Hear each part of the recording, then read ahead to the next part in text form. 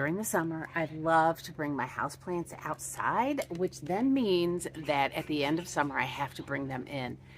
It's October. It's going to be cold this week. I need to get these inside. So I do a little prep before I bring them inside.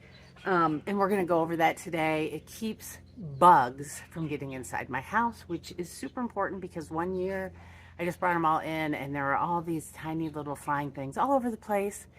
Did not make me happy. So before we get started, this is the only product I'm going to use. It is just a sulfate-free soap, and I use this to drown basically all the bugs out of my plants. Before we do it, I check all the plants over. I decide if there's any that I might want to repot before bringing them back in. This time there's only one that needs repotted, so we're just going to go ahead and do it. And then I will, after I check them, I kind of look underneath each of the leaves to see if I see any visible bugs. So let's get started. I sped this up for you so you would not have to watch all the borings, but I will tell you the step by step.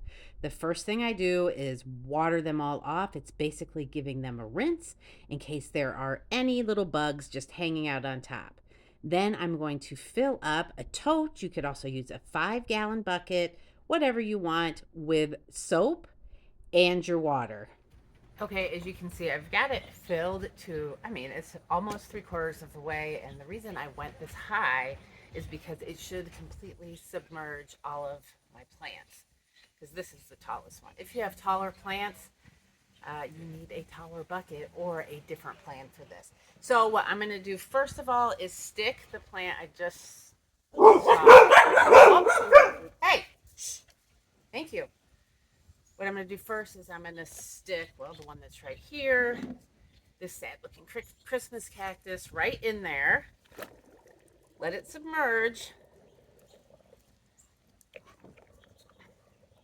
And it does take a minute to fill up with water. And then I'm just going to leave it in the water for 15 minutes. And then I'm going to come back and do the next one. Because I do have a small little, where'd that thing go? This one is small too. I'm going to stick this little aloe that definitely needs a new pot in here right now too. So while these are submerged, they are going to be hopefully getting all the little creepy crawlies out of here. This one needed some new dirt anyways. So I'm going to do that afterwards and probably repot it. And then I'm going to move on to the next one. I'll be back in 15 minutes so I can show you me taking it out. It's been 15 minutes. And as you can see, I have this other pot here. That's because I couldn't get the Thanksgiving cactus to stay down in there. So I just put another pot on top of it. And now I'm just going to pull it out and kind of drain the water. And I still want to reuse the water. I don't want to fill this up with new water because why would I waste it? In theory, if there were tons of bugs in here, you would see them floating on the top of the water. I see a little bit of bubbles and lots of dirt. So now I'm going to set this aside here and let it kind of dry off. Don't forget, we also have the aloe in here, who's living its best life. Oh, one thing that's kind of cool about doing this is any like loose leaves that you didn't want will be in there.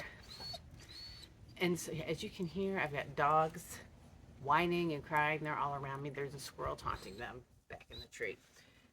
So really, I'm just going to lather, rinse, and repeat. I'm going to reuse the same water because why wouldn't I? Why would I get new water?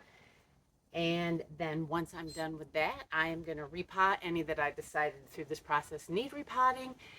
Put them in my garage, and I'm going to put them in my garage. Well, they'll sit out here all day. Then I'm going to put them in my garage for a week or two just to like seal the deal to make sure there's no extra creepy crawlies on it, and then I'll be able to bring them back in the house. So if you liked this little easy, lazy gardening tip, be sure to subscribe for more. Have a great day.